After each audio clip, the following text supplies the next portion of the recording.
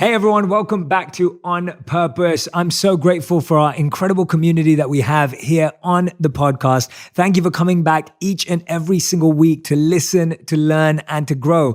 And I'm really excited for today's episode because there are going to be so many practical, actionable tips that you're going to learn for your health and well-being. This is going to be one of those episodes that you definitely want your notebook out. So don't make the mistake. And if you are walking your dog or you're cooking or you're commuting right now and you can't write because you're standing or walking, please come back to this episode because there are going to be some awesome health tips from our incredible guest. His name is Dr. Rangan Chatterjee, is one of the most influential doctors in the UK and wants to change how medicine will be practiced for years to come. He hosts the biggest health podcast in Europe, Feel Better, Live More. He's known for finding the root cause of people's health problems, and he highlighted his methods in the television show Doctor in the House. He's also an international bestseller, and his mission is to help 100 million people feel fantastic by restoring them to optimal health. Rangan, it's great to have you on the show. Thanks for being here. Jay, thanks for having me. Yeah, we've been wanting to do this for a while, so I'm glad that we're both finally here right now. For sure. And I just wanted to say that when I've been looking through your book, I've been looking through your work,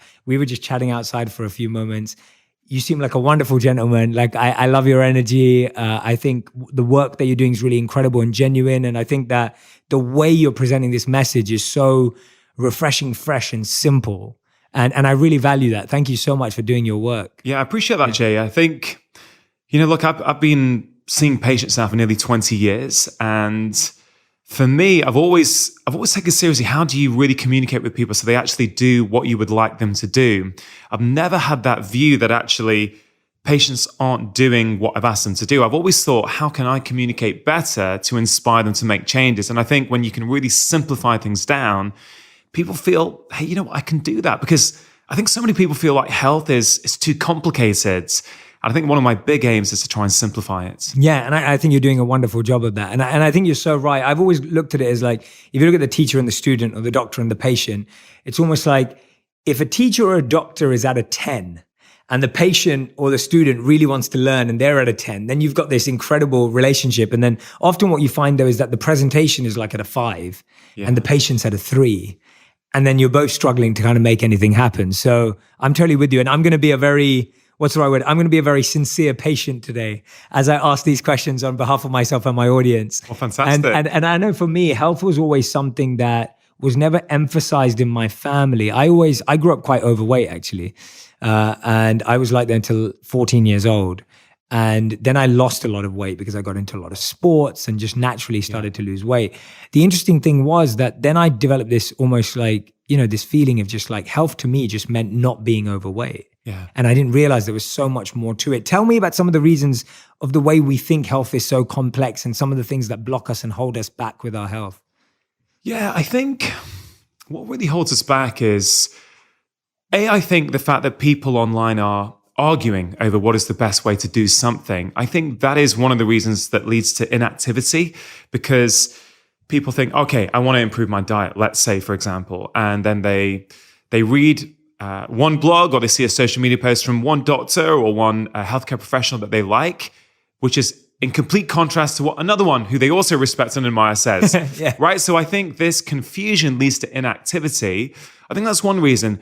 I think the other thing is, right. It's a good reason. The other thing for me is that I think we overly focus on one area, okay? Like everyone talks about their diet. Of course, diet is important, but it's only one component. And I guess like what I did in my first book is I talked about 4 key pillars of health. Yes. The 4 areas that I think have the most impact on the way we feel, but also that we've got a fair degree of control over. I think that control piece is important because there's so much out there that we can't control, like, air pollution, for example. Mm-hmm. So I really prefer to focus on the things that we can change. And so my approach is very much about, look, have a look at your own life. Look at these 4 areas. Which one of those pillars do you need the most work in? Most people intuitively know. But I tell you, Jay, what a lot of people do, let's say they change their diet and they're feeling a lot better. Then they'll sort of, like their diet's like 80% good. They'll focus even more on another 5% improvement. Another, I'm having a little bit of sugar on Saturday. I need to cut that out. And they're forgetting the fact that they're only sleeping 5 hours a night or they're chronically stressed out. And so I prefer people to take a much more balanced approach. Sure, change your diet, but don't neglect the other areas. So for me, it's all about small changes in these 4 areas, which make a big, big change. And I've seen it time and time again. It is not about doing the most extreme diet, cutting everything out, never going out socially because actually you can't eat anywhere. It's about putting things in perspective, and small things done consistently make huge, huge differences. And what's the starting point? Like if you're someone who's, I guess, more on the other end where you're kind of just like, your health's just been kind of something that's going on. You kind of eat wherever you want and you're pretty flexible and everything. What's the starting point? Like what's been your place of like, this is a good place to start? Like this is a fairly easy level playing field for everyone to get going on. Yeah. So it is highly dependent on the context. It's highly dependent on the individual. Again, I would ask them to look at those 4 areas and think about which one they feel they need the most work in. Food, movement, sleep, and relaxation. Great. Okay. So I think that's a useful place to start. I do. And then you sort of focus on the one area. Let's say you think, actually, you know what? I'm not really moving my body much. Okay, fine. Maybe you want to start there. And so I'll give an example. Like I was in my clinic seeing patients a few years ago, maybe 7, 8 years ago now. And I saw this chap, I think it was maybe late 30s, early 40s, a little bit overweight, struggling with energy, struggling to concentrate, just general stuff going on, and he wanted some help. And at that time, I thought, you know what will really help you? I think some sort of strength training is going to help you because it helps change your mood or give you energy. And he really liked that. And he said, okay, Dr. Chatterjee, what do you want me to do then? I think that's a great idea. Would you like me to do 45 minutes 3 times a week at the gym? And I said, hey, that would be amazing. Yeah, fantastic. He goes off feeling inspired and full of motivation. 4 weeks later, he comes back. I see him and I say, hey, look, how have you got on? And he said, Doc, you know what? Work's been busy. The gym's quite far away. It's quite expensive. I've not actually done anything. So Jay, I never thought in that moment, why has he not done what I've asked him to do? I just thought, Rongan, you've clearly not given him advice that he feels is relevant and practical in the context of his own life. So in that moment, I took my jacket off and I said, right, I'm going to teach you a 5-minute workout that you can do in your house without joining a gym, without buying any equipment, and without even getting changed. It's what I call like the 5-minute kitchen workout. And I said, I would like to do that twice a week. He goes off and he comes back a few weeks later. But before he left, he said, just twice a week, just 10 minutes a week. I said, yeah, that's all I want you to do. When I review him 4 weeks later, I said, how are you getting on? He said, Dr. Chatterjee, I love it. Right, I started off doing it 5 minutes twice a week. Now I do it 10 minutes every single day in my kitchen just before I have my evening dinner. And I think the reason I use that story is this. Whatever change we're trying to make in our life, it doesn't have to be like this big unattainable goal. We can break it right down to the simplest possible, the simple possible way of doing that. Just do small things consistently. And I find those 5 minutes twice a week suddenly becomes 10 minutes, 7 days a week. So now that guy who would never work out is doing 70 minutes of strength training a week. He's losing weight. He's got more energy. He feels better about himself. That then impacts his relationship with his wife because he's feeling better about himself. Suddenly, he's no longer the person who can't make changes. His identity starts to shift. And I know, Jay, you're a big fan of meditation. I have made deals with my patients before to do 1 minute a day. Now, again, that may sound, well, what's 1 minute a day going to do? But I found when I asked people to do 20 minutes a day, they'd do it for 2 days, 3 days, 4 days. Then suddenly it would get busy one day. They wouldn't be able to do it. And then they suddenly become identity-wise, oh, I can't do that. Meditation's not for me. And there was one particular patient actually, where did she live? I can't remember where she lived. But one particular patient who said, meditation is not for me. And I knew that actually her stress levels were the main driving factor in her health. Her weight, I think, was coming from her stress. And a lot of her hormonal symptoms were getting flared up. And she said, I can't do it. I've tried it. And I said, okay, do you think you can do, how much do you think you can do in a day? I said, do you think you could do 10 minutes? I'm not sure. Do you think you could do 5 minutes? Maybe. And then I said, okay, how about 1 minute? Do you think you can do 1 minute? Yeah, I can definitely do 1 minute. I said, okay, so let's make a deal now. You're going to do 1 minute of meditation. And because it's the UK, she gets up in the morning and puts a cup of tea on, right? She goes downstairs into the kitchen, puts the kettle on. I said, okay, what do you normally do when you put the kettle on? I'll just probably jump onto my phone and scroll social media or something. I said, okay, fine. When you put the kettle on each morning, instead of going on your phone, why don't you do your 1 minute of meditation then? Why don't you stick it on to a habit that you're already doing so you don't have to find time in your day? Anyway, she does this, and amazing, within 2 months, she's doing like 20 minutes a day, because what happens, the 1 minute each morning suddenly becomes a habit. She starts to feel good. 1 minute becomes 2 minutes. 2 minutes becomes 5. 5 becomes 10. Not because I asked her to increase it, but because she starts to feel good. So look, I have so many tips, but the point I've realized that when you keep the bar super low, people feel good about themselves, they do it, and then they start to raise the bar naturally themselves. Yes. Yeah, no, I think that's great advice. And thank you for sharing those. I love those. And I've always said to everyone, like, I think all habit change are small things that are big priorities. Yeah. And usually we do it the other way around. We try to do big things and they're all a small priority. So we're trying to do this big thing, like you're saying, like go to the gym like every day for an hour a day. You're trying to achieve this big thing, but it's like thrown in underneath all your other priorities. Where if you just try and do one small minute a day, but make it a big priority. Another thing that I'm fascinated by that's really helped me when I'm sharing and teaching and doing it is not the big goal, but the deep immersive experience. Okay. So and hear me out. I'd love to get your thoughts. Yeah. So what I say to a lot of people is just when I hear I'm doing 10 minutes of meditation a day, but it doesn't do anything for me and it doesn't work for me. For people who can, what I recommend is just like, if you can go away and do a day retreat for meditation, or if you can go to the gym with a personal trainer just for 3 days and you get a really deep experience of what it feels like to really work out, to really have an awesome experience, to really know how to use the machines and what to do and what to do with your mind. When you've had that really deep immersive experience, that leaves such a lasting impression on us that we now go, I want to get back to that. I want to do that. Yeah. And sometimes what we're doing is if you only ever do 10 minutes, it's like, it takes me 10 minutes to switch off my mind every day, let alone meditate. Yeah. So it's almost like if you push yourself a little more in the beginning and get a bit of a taste or an experience, it's even like with anything, if you wanted to learn how to surf, and you did it one whole weekend. Yeah. I guarantee you, even if you fell off 1,000,000 times, you'd still have had one glimpse of how cool it would be to surf. Exactly. That you'll do it again. But if you only surf for 10 minutes, you won't get to that point, and then you'll feel like, oh, well, I can't surf. Yeah, I think Jay, that's such a great way of looking at it, because, circling back to one of your initial questions, it's like, well, why aren't people doing this? Why do we struggle to make these changes? And I think sometimes we just don't know. We're not doing enough to know how we're going to feel. And we're a bit confused. We're like, I need some meditate. Well, I don't really know how to do it. Am I doing it right? Am I meant to be shutting off my monkey mind and actually learning how to do it, like investing? Yeah, sure, it might take a bit of money, but also really investing your time to spend like a day or 2 days learning how to do it. Then I think you can tap into like 5 minutes a day if you want to, because you've got something to, to reference it by. Or, if someone wants to take up yoga, for example, but they're a bit confused, sure, there's many great YouTube channels that people can go and learn. I totally get that. But there's also something super powerful about going to a local class. Yes, 100%. Like go to your class maybe a few times, connect with like-minded people, but then go, you know what?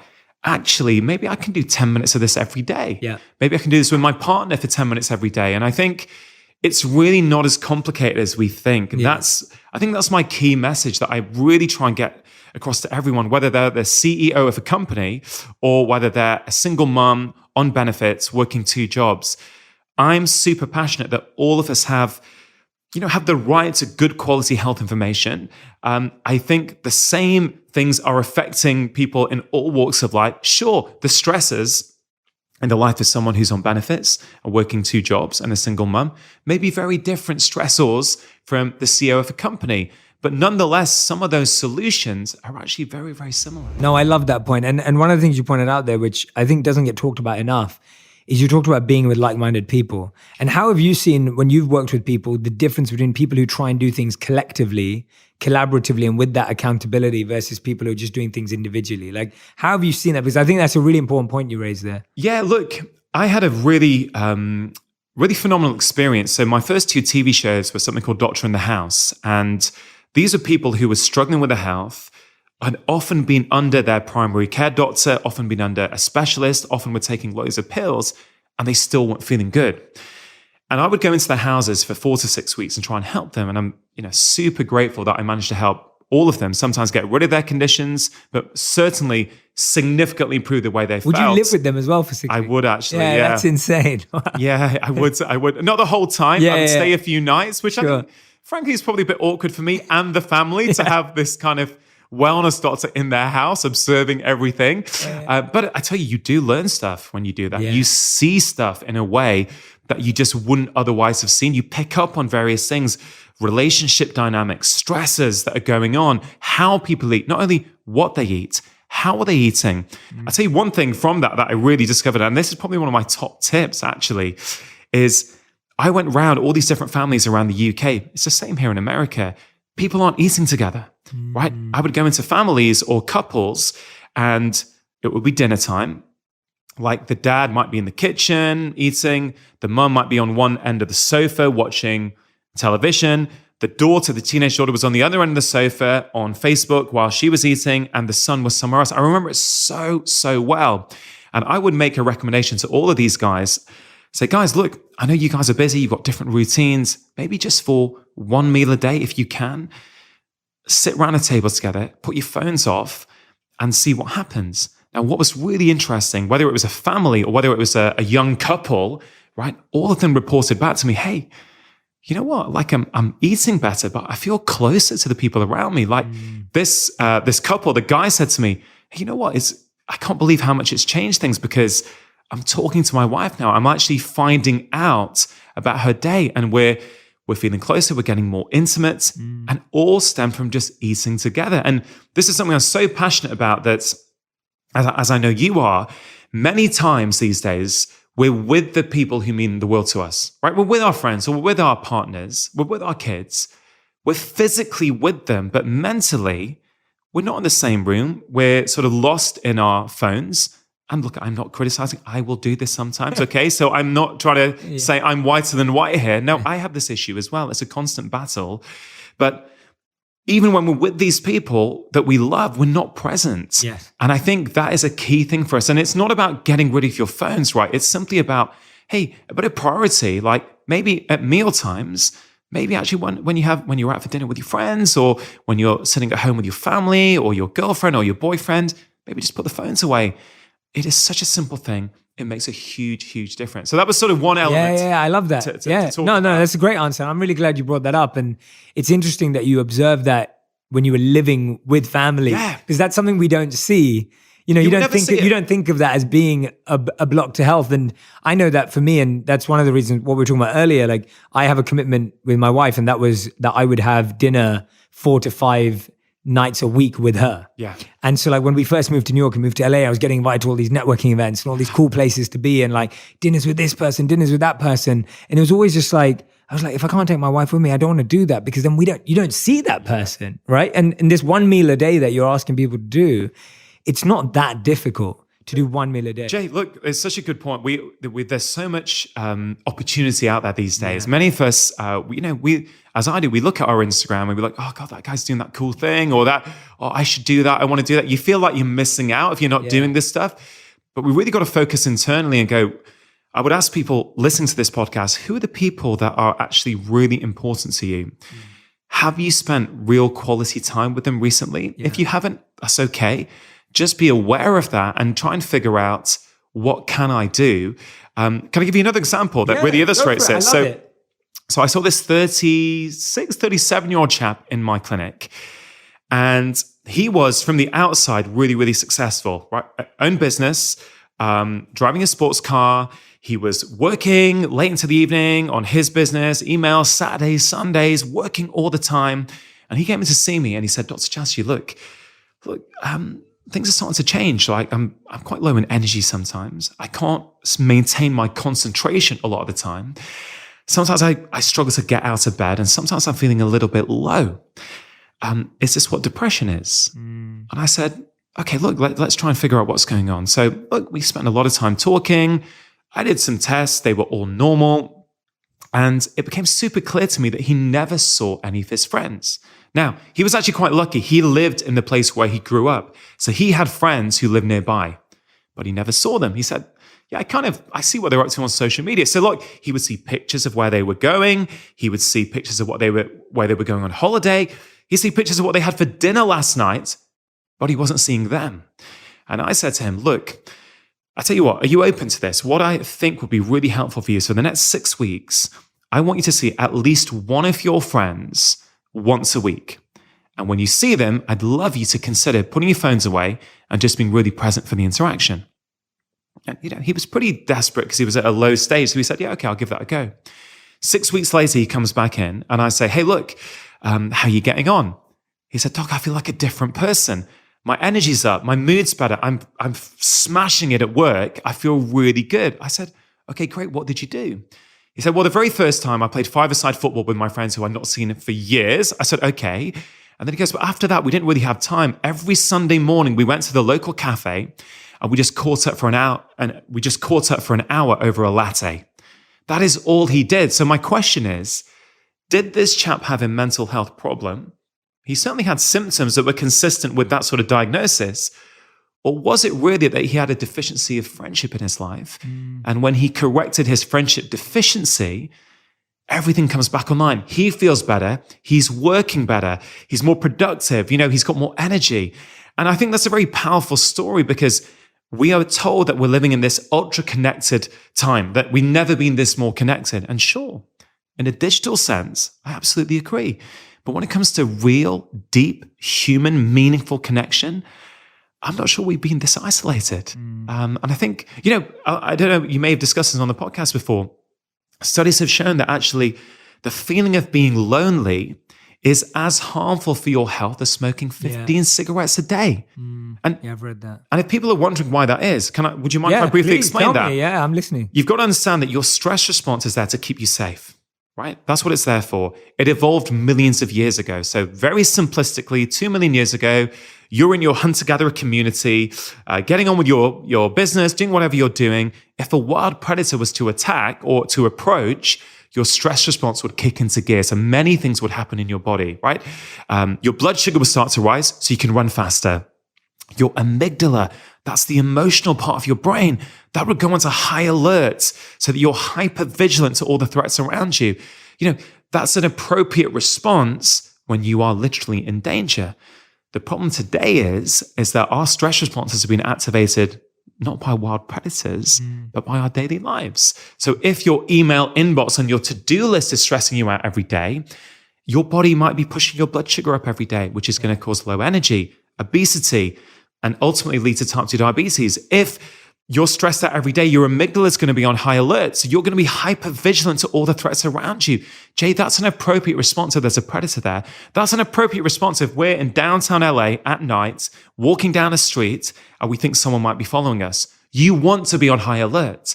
But if that's happening day in, day out to your life, that's what we call anxiety. Yeah. Right? So once you understand the fundamentals of the stress response, you can understand why 90% of what a doctor like me sees in any given day is in some way related to stress. So if we go back to this loneliness piece, if you were lonely, why is it so toxic?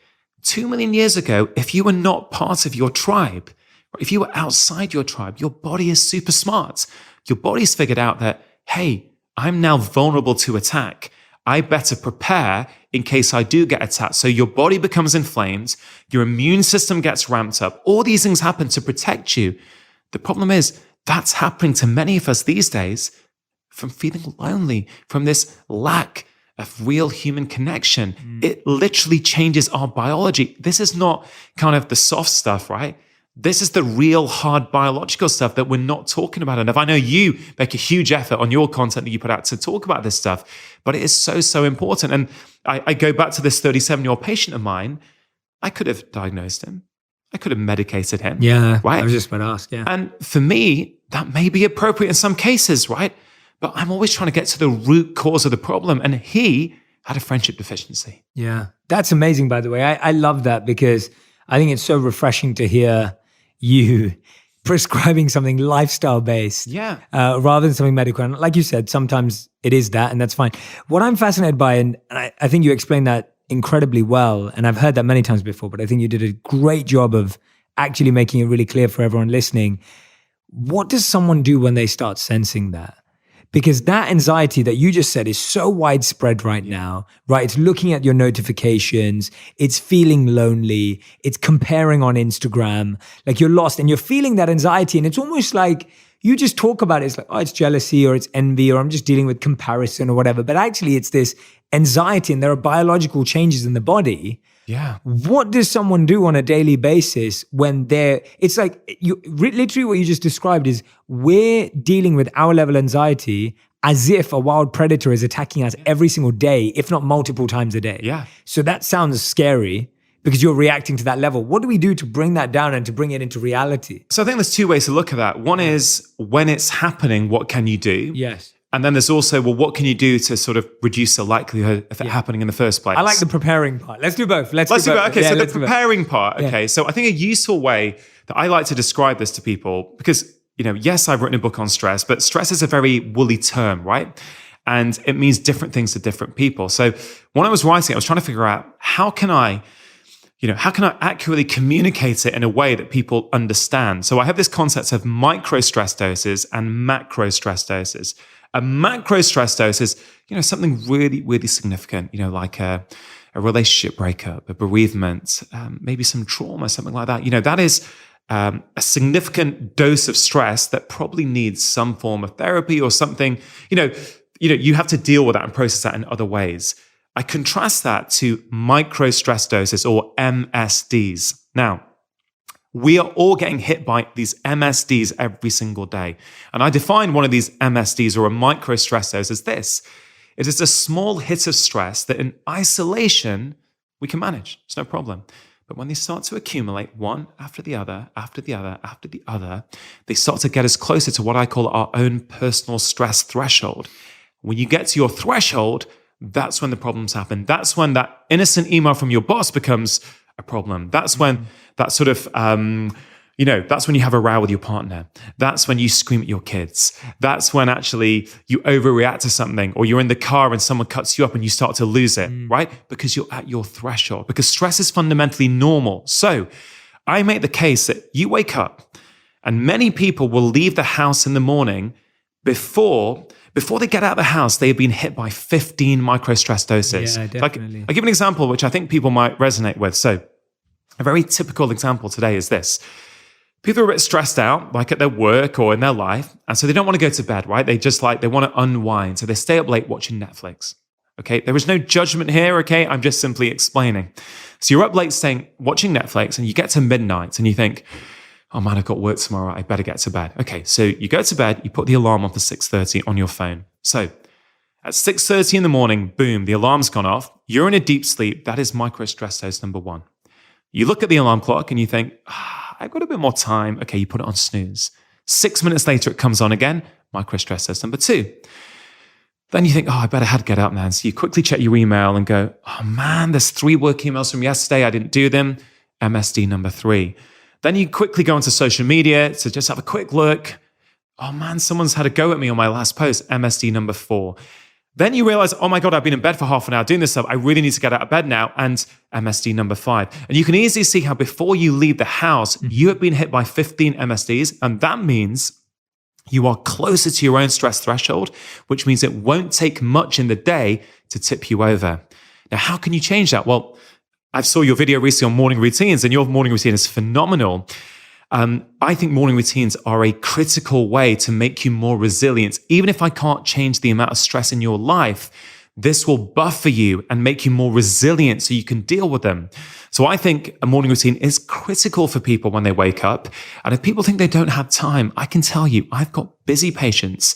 Sometimes even a 5-minute morning routine will work. Of course, if you've got an hour, or I think you have a 2-hour one, Jay, which looked incredible, but I want to make this accessible. If someone thinks, I've got mums who have to take kids to school who are rushing around, and I give them a framework on how to do a morning routine. So my framework is this. I say, look, a morning routine can be anything, different things to different people, but I think a useful way to look at it is to think about the 3 M's.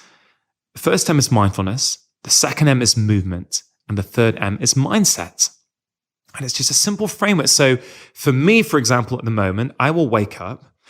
I used to use my phone to go on the Calm meditation app. I'm actually not doing the meditation. I'm doing some deep breathing, so a sort of breathing form of meditation. So I actually don't need my phone at the moment. But if you need a meditation app, that's cool. I just say, put your phone on airplane mode so you're not seeing everything that's coming in. But I'll do 10 minutes of deep breathing. Then I'll do like 5-10 minutes of movement, let's say some hip stretches or something. And then I'll do mindset. And mindset can either be reading something positive. So I'll have a few books there that I'm enjoying reading and things that make me feel good. And I'll read a few pages. Or I'll do something called affirmations. Now, look, I've got young kids, so I try and get up before my kids so that I can do my routine. But my daughter has a sixth sense of when like daddy's up. And often she'll creep down. And often she'll be there when I'm doing my movement. So she'll just join me. And then if she's with me, because I also want to do the mindset piece, we do affirmations together. That's so nice. Yeah. We'll sit together, hold hands. And for 2 minutes, we'll say, I'm happy, I'm calm, I'm stress-free. I'm happy, I'm calm, I'm stress-free. We'll say that for 2 minutes. At the end of those 2 minutes, she's got a big smile on her face. I feel incredible. And what's more important is that feeling lasts and buffers me for the entire day. Those days when I think, oh, you don't have time today, you got to get going. I start to react to things. I'm not as focused. I'm not as present. To really break it down for someone listening to this who thinks, I get it, but I don't have time. I've got one patient in particular who does 5 minutes and she uses my 3 M's. The first piece, for 1 minute, she does deep breathing. She does a breath that I taught her called the 3-4-5 breath. When you breathe in for 3, you hold for 4, and you breathe out for 5. She does that for 1 minute. Then she does 2 minutes of movement. Coming back to what you said before, she had been to like 1 yoga class in her life, but she learned a couple of moves that she likes. So she does her favorite moves for 2 minutes, right? This is what we're talking about, the immersive experience to learn it, right? So 1 minute of deep breathing, 2 minutes of yoga, and then she does 2 minutes of reading. She's got a list of books there, a pile of books, and she picks one, and for 2 minutes she reads. She has told me this has transformed her life. She doesn't scream at her kids as much. She's much more present in the day. And for her eczema has got significantly better. Wow. This is why I'm so passionate about this stuff, right? Eczema is a skin condition, but fundamentally it is a slight dysfunction of one part of the immune system. When you're stressed, it impacts the immune system, right? So for her, doing this morning routine has significantly improved a skin condition. Yeah. And this is why I'm so passionate about this. This sounds like small things. You give it a big priority, as you say, and it really leads to a lot of improvements. Yeah, I love that. And that's so stretchable because you can do it in 5 minutes, you can do it in 10, you could give yourself 15, and you could grow it, but it could be as simple. And I love the 3 things together. I think Can I ask you, Jay, actually? I'm super intrigued because in your 2-hour morning routine, I do all 3 of those things. I was going to say, because so what do you do? Yeah, so I wake up and my biggest practice is my meditation practice, which includes everything from breath work through to visualization, through to mantra and affirmations. So my meditation— You cover the whole lot. Yeah, I do all 3 types of meditations: breathing, visualization, and mantra or affirmation. And so I do all 3 of those. And then I go to the gym. So I do about gym for about 45 minutes every day, about 4 days a week. So for me, it's like, that's my morning routine, and mindset is a huge part of it. And I try and find, my mindset isn't necessarily in the morning because my days are so flexible, but I would get at least 30 minutes of reading in a day around something I love. And this isn't just something I started doing now. And this is the point I keep reminding to everyone. And yes, I don't have kids. So I've always put that out there and said, look, I don't have kids.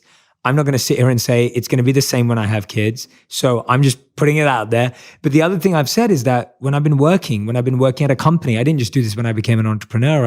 I've done this for years, and I've avoided watching 2 extra episodes in the evening so that I can get that time back in the morning. And I think that's the difference, that I sleep much earlier. So when I wake up early and get 2 hours at the start of the day, that's because I want to sleep at 9:30 p.m. Hey man, snap. I tell you what's changed for me when I had kids is it's shifting my bedtime earlier, because I've realized for me, and this point's super important for people, you got to figure out what works for you. Yes. Right? For me, I'm a much better person. I'm a better father. I'm a much better dad. I'm a better husband when Yeah. I have time to myself in the morning. Yes. If I get up at the same time as everyone else and I'm sort of reacting, Me too. I'm the it doesn't worst. work so well for me. Same. So I've shifted my bedtime earlier so that I can get up earlier before them. Yeah. And, if you do have kids, what I've shared that my daughter sometimes comes down. You know what? I kind of also feel that, hey, I'm helping her to see Daddy prioritizes his self-care. I hope I'm showing her. Well, you're doing it with her. That's amazing. That I this love stuff is that. important. So Yeah. it doesn't have to be, because ultimately I could get frustrated. And if I'm honest, I used to get frustrated. That she was around then. Yeah, I'd be like, oh man, I really wanted this time to myself. And that sort of tension is stressing me out, which is counterproductive. And now I've learned, hey, look, I'm doing a lot of personal growth anyway, but I've learned to kind of accept things and actually really accept what's going on and being like, okay, my daughter said, cool. So what's the message I can learn? Cool, get her involved. Yeah. And it's really fun. And I hope this leads to her putting these practices in of her own volition when she's older. You know, I'll tell you in a few years if she does it. No, I'm sure she will. And I love that. And let's talk about that sleep piece, because I think for so many of us, when you've had a long day at work, you had a stressful day at work, you come home, you've put the kids to bed, and you just think, I need to decompress. I'm going to put the TV on. And it may be 10 p.m. by then or whatever it is. And you get lost, like you said, till midnight or 1 a.m., whatever it is. And then you wake up.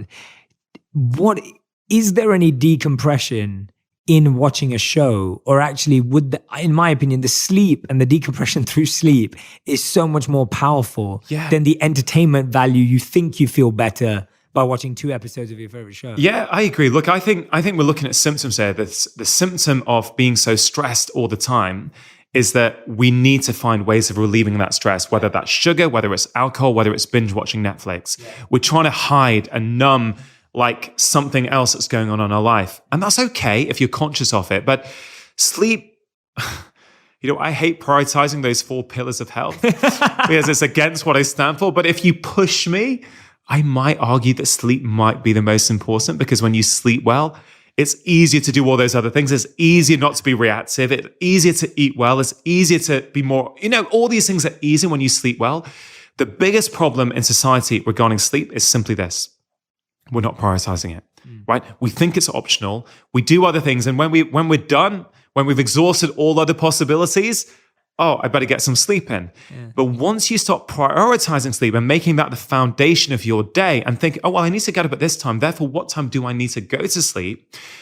You will find very quickly your life changes. Now, one thing I'd love to share is that I've been seeing patients for almost 20 years now. And in almost every case, a sleep issue is usually a lifestyle issue. There are very, very few cases relatively that are what we call a primary sleep disorder, which needs a treatment. Most things, we are doing something in our lifestyle that we do not realize is impacting our ability to sleep at night. Caffeine is a big one. We all know caffeine can be problematic for sleep. People don't realize that if you go to Starbucks at midday and buy a large latte, at 6 p.m., half of that Starbucks latte is going around your blood and your brain. Wow. At midnight, a quarter is going around your brain, right? So I say to people, enjoy your caffeine if you want it. Enjoy it before noon if you can. If someone thinks caffeine does not affect them and they're struggling with their sleep, I challenge them for 7 days to just have it in the morning and just see what happens. If it doesn't make a difference, fine. But if it does, now you're empowered with information and you can choose what you want to do with that. My job is not to tell somebody what to do.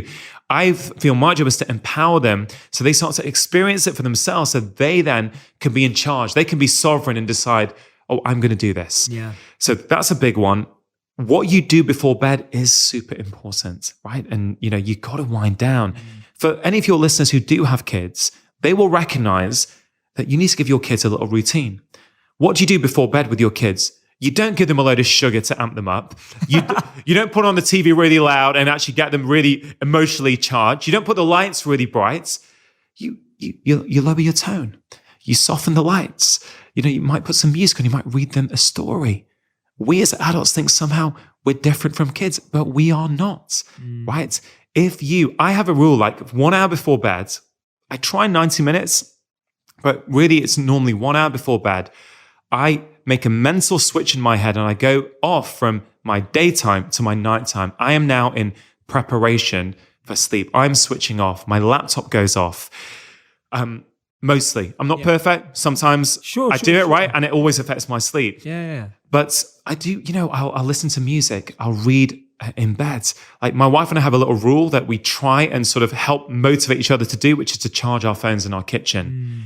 If I bring my phone into my bedroom, I cannot resist looking at it. Of course not. I just can't resist. Yeah, no one can. So I live in a house, so downstairs is where my phone charges. And then when I just switch off and read, I actually fall into a really deep slumber. Now, I just want to share a little very quick story for people who think that technology does not affect their sleep quality. One of my buddies, actually, who lives out here in California, and I actually met him a couple of days ago, but a couple of years ago, he said to me, Rongan, look, I get all this stuff about technology and blue light before bed. I feel sorry for those people who it affects. I'm totally cool with it. I said, okay, cool. Anyway, then he bought like an Aura ring, like one of these fancy tracking rings. I'm not saying everyone has to buy that, but he bought an Aura ring. I think they are very good. And he phoned me up about a year ago. He's like, Rongan, oh my God, I've just had a look. Every time I do work emails, I'll go on a social media just before I go to bed. The amount of deep sleep I get has almost vanished. Wow. Right? So ironically, he needed tracking technology to tell him, and that changed his behavior. So you may fall asleep, but it's not just the quantity of sleep, it's the quality of sleep. Yeah. Try for 7 days. Again, I challenge people to try. See if you can switch your phone off for 1 hour before bed and see what happens. I almost guarantee that you will feel different in the morning. Yeah, I agree. You will feel calmer. And also, there's this phase just before sleep that I've been learning about from reading some neuroscience, is that the phase in your brain, I think it's called a hyperphagic state of consciousness. Don't quote me on that if that's incorrect. But that what you do just before bed is critical. Your brain processes it 100%. when you sleep. So if you've got in a battle over Donald Trump online, right, or into a row with your friend on Facebook just before you go to bed, guess what your brain's going to be thinking about at night? 100%. Right? You got to protect that. If you feel that you are the most important person in your life, and I hope people who follow your work are starting to get to that point where actually they put themselves first, the best thing you can do is prioritize your sleep. Yeah. And that starts 1 hour before it. Take ownership of that time. You do that for a few days, you will feel the difference. You will feel bulletproof in the rest of your life. Yeah, this is great advice, by the way. I think this is awesome. I'm so glad we're going deep on some of these things because, and it's nice to hear you say a lot of the stuff that I so deeply believe in and explain it so incredibly well. One of the things I love about what you're saying is you bring in lifestyle, you talk about loneliness and friendship. You also talk a lot about purpose, and it's for sure feeling around lowering stress and the role that purpose plays. And often purpose isn't really used in a health context, but you really bring it in. And I love that. I mean, the podcast is called On Purpose, but hey, absolutely. But I feel so much that purpose is so closely linked to health. And tell us from your perspective and your findings. Yeah, this is, Jay, why I started the book with purpose as the first quarter of the book, because I thought fundamentally a life which has no meaning and purpose is inherently a stressful life. Right? Yes, you can do all the other things, but ultimately, if you don't have that reason to get up and you don't have that direction in your life, I think things can be very, very challenging. Now, the science backs that up. People with and I'm sure you probably are going to cover this in your book, I would imagine, but people who don't have a strong sense of purpose have poor health outcomes. They have lower levels of income. They have lower levels of happiness. All these things come from something that we might often have thought is a little bit soft, right? This is the stuff. And this is why, I'm super proud of my first book, but my second book, I think, really tackles the issues in health that we're not talking about enough. Yeah. Do you know what I mean? And that's why I think meaning and purpose is so important. Now, why is purpose so important? We sort of explained that, but I remember a few years ago on Facebook, I saw one of my friends post this idea of ikigai, which I'm sure you're familiar with, this Japanese idea of ikigai, and there were these 4 circles. And they said, ikigai is where these things meet in the middle. And those 4 circles were try and find something you do in your life that you love, that you're good at, that the world needs, and that pays you money. And I remember looking at that. And it was just a couple of years after my dad had died. So I was going through a huge sort of, I cared for my dad for like 15 years with my mom and my brother. And dad dying was one of the biggest shifts for me. And that's really set me on this path to kind of personal growth and trying to figure out who I am and what I'm doing. And I looked at that and I thought, ikigai, I want ikigai in my life. I fancy a bit of ikigai. And I would talk about this concept with my patients. And a lot of my patients would say, yeah, I like that, but it's just too intimidating. I don't know where to start. Yeah. And when I was doing the UK book tour for the book in January, I was in London. I was taking a Q&A at the end, and this Japanese student put a hand up. And she said, Dr. Shetty, I just want to share that I've grown up with this concept. Oh, wow. And I have found it so, I've actually found it really hard. I found it an impossible bar to live up to. And I found that so interesting because I love the concept, but then I'm always thinking about, well, what if my patients or what if my friends are finding it too difficult? So I simplified it. I tried to create I did create a new framework that I call the Live framework in my book to help people ultimately get more meaning and purpose in their life. Now, I love Ikigai, right? I'm not criticizing it. I get it. If you're like, when I worked in Oldham, like for 7 years, which is, the practice I worked in was a lot of poor patients. A lot of them were on benefits. They didn't really have the thought of actually finding one thing that ticked all those boxes was just like pie in the sky, right? So the Live framework I really enjoy, and we don't need to go through it all necessarily, but it's LIVE, L for love, I for intention, V for vision, and E for engagement. Now, if we just take the first one, because I think this is really practical take home for people. The first one is love. The research shows us super clearly, regularly doing things that you love makes you more resilient to stress. But conversely, being stressed day in, day out makes it harder for you to experience pleasure in day-to-day things. It kind of works both ways. And so I always talk to my patients about passion. What are you doing in your life that you really love?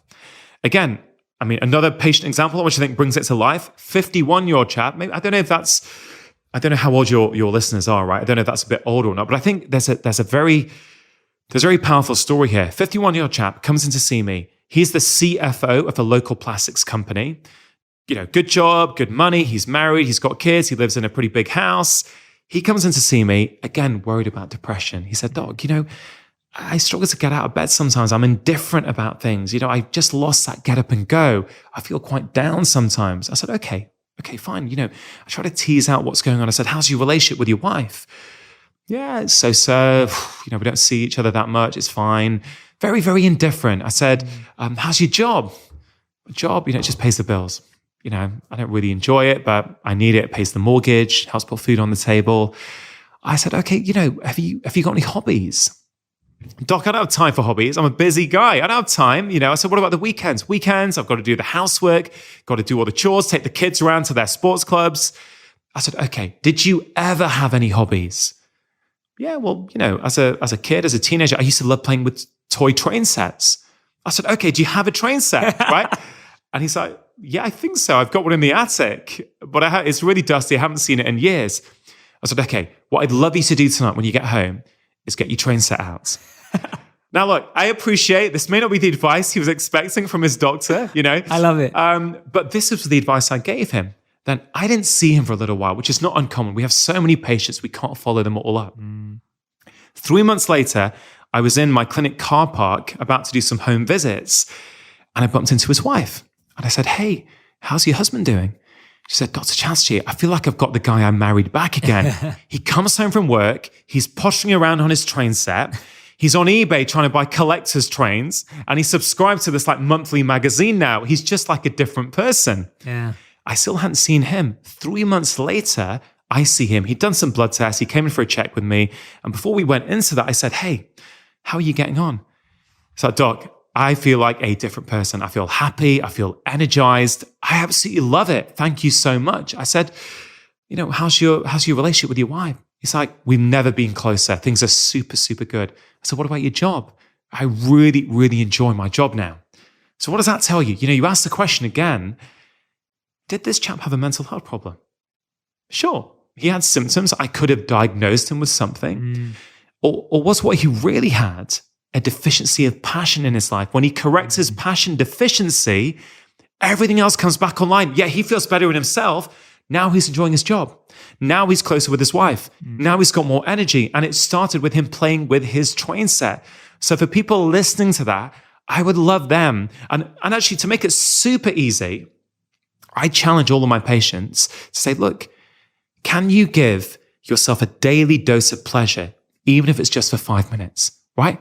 5 minutes. It could be a walk. It could be listening to a podcast, reading a book. It could be watching one of your like videos, one of your feel-good videos, like go onto your account and watch one of them to make you feel good. Doesn't matter, whatever you enjoy doing, give yourself, I want to give a daily dose of pleasure. I want people to give that the same priority as they might give the amount of vegetables they have on their plates. Yeah. When we talk about health, we're not talking about pleasure. We're not talking about passion. It is so important. And, again, another question I'd ask people is, think about in your own life, when did you last do something that you love, that you did for you, not so you could post about it on social media, right? And again, I'm not criticizing if you want to do that, but understand the things that you do because you want external validation, and understand the things that you do because it makes you feel good. If you've not done it for a while, look at your schedule, make a phone call, put something in your diary so at least it's there. Yeah. I love what you've done there, because I think you've just, and I talk about this a lot, is taking purpose off a pedestal. Yeah. Because I think like when purpose is like this big, elusive, intangible thing. I was speaking at a corporate HR conference this week at Microsoft in Seattle, and I was talking about the need to give people inside companies micro purposes. I was like, stop trying to get everyone to find this like one purpose that overarches their life, and give them something just to get excited about, even if it's for 3 months. Yeah. So what can you get excited about right now? Like you can get excited about a train set right now. Yeah. You don't need to figure out like whether you're going to build a train track or anything for real. And I love that, because I think it's so grounded in reality. And so often it's stuff that we left in our youth. Exactly. I mean, one of the reasons why I started making videos again is because I asked myself that question. I was like, what would my younger self be sad that I stopped doing? Yeah. And my answer to that was writing. And my answer to that was being creative. And my answer to that was, expressing myself through the written word and spoken word. Yeah. And that's kind of why I went back to it. And that's where I get the most buzz. I get the most buzz from putting together words that can help people and, being creative. But Jay, it's like a ripple effect. Yes. Why I start small is if someone starts to reconnect with their passion, you know what? That will lead you to connect with yourself 100%. more. And you may make different decisions in 2 years. You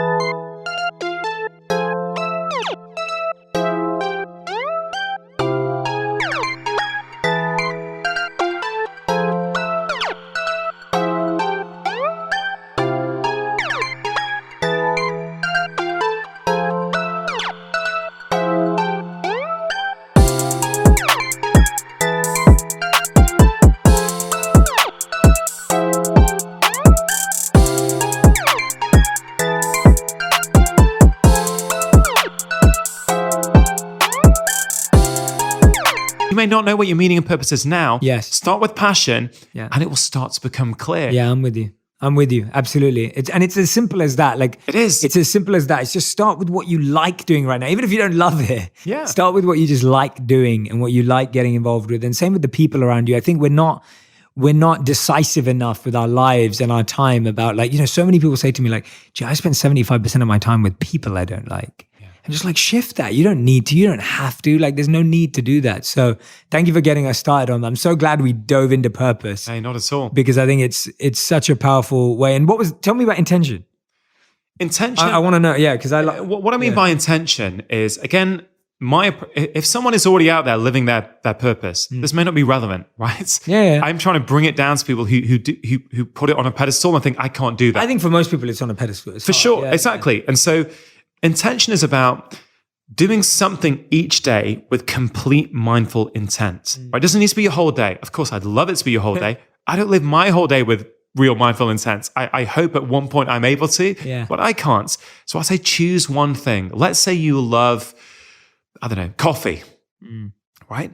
Or tea. I'm in LA now, so I feel less about talking about tea. I feel more like talking about coffee, which is what everyone does in the US. But when you're drinking it, when you're making it, right, make it with real intent and purpose. Maybe for 5 minutes in the morning, focus on your coffee ritual. Like I used to have a real coffee problem. That was a crutch for me. And what I used to do is it would be a real ritualistic part of my day. I'd get up, I'd put the kettle on, and I'd weigh out the beans on a scale, I didn't have social media. I didn't have music on. It was all quiet. I'd literally watch the water pour on it and it starts to froth. I'd put on the cafetiere, I'd put it on top. I'd just sit there for 4 minutes, just watching it, smelling it, taking in the aroma, and then mindfully drinking it, right? The Japanese have tea rituals. It takes like an hour to prepare a cup of tea, right? It's not about the tea. It's about the process around it and what that symbolizes. I'm just trying to ask somebody to find something. Maybe it's a cup of coffee, maybe it's a cup of tea that they prepare and drink completely mindfully. Because I find when you do that, it bleeds into the other aspects of your life. Yeah. It's not about that 5-minute session necessarily. It's what it does. It's a bit like meditation, isn't it? Like meditation, often you don't get all the benefit in the moment. You notice it later. Like you notice when I spoke to Light Watkins once on my podcast, who's a meditation teacher, and he goes, the mistake a lot of people make is they try and assess the result of the meditation immediately when they finished. Yes, yeah. And sure, you may feel calm, but often it's in the other 23 and a half hours in your day 100%. where you get the benefit. And so the intention piece is simply choose something, right? And I think coffee and tea are quite good examples of people because they're things that we all do. Yeah. And just do it mindfully with presence. Yeah. That is a form of meditation, you know? And it's to try and take even meditation off its lofty pedestal and bring it right down. And I guarantee you do that 7 days in a row, only for a few minutes, you will notice yourself being more mindful and present at other times. Yeah, absolutely. No, I'm totally with you on that. And I talk about that a lot in my work right now as well, of just like, you've just got to do what you're doing anyway, whether it's showering, brushing your teeth, coffee, cooking.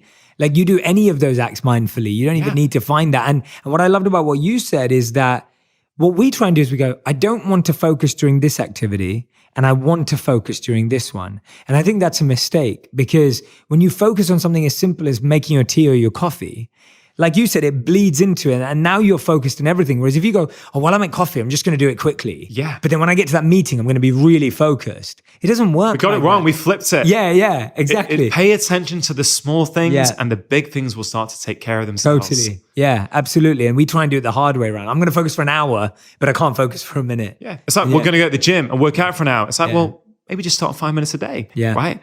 And so, Jay, the overall issue, the point for me is, with all these patients, these tens of thousands of people I have seen, 80% of what we're now seeing, right? 80% is in some way driven by collective modern lifestyles. It's that simple. And that's not being judgmental. I'm not putting blame on people. I get it. Life can be very tough. It can be very stressful. It can be very busy. But if you focus on those small things and pick one thing you heard about in this podcast. Not all of them. Pick one thing that resonated with you. Yeah. If you heard something that didn't resonate with you, fine, leave it. Yeah. Pick the one thing that did. Like I would say the 5 minutes and passion. I mean, you don't need a prescription to do something we love, right? Yeah, start there and see what happens in the rest of your life. Yeah, I love that. That's amazing, Rangan. Rangan, we end every episode with a final 5, which is our final 5 rapid fire, quick fire round. So it's like 1 word to 1 sentence answers. Try to keep my stress levels down now. I'll do something. I say that and I'm like, I feel the stress. You feel the stress. Do your 3, 4, 5. I'm doing my 3, 4, 5. 3, 4, 5. So these are your final 5. Number 1 question. Are some people truly more creative at night? Yes. Oh, okay. Tell me more. I'm intrigued. Like if some people are like, I need to stay up at night to be more creative, to, get more work done. You mean like that? Yeah.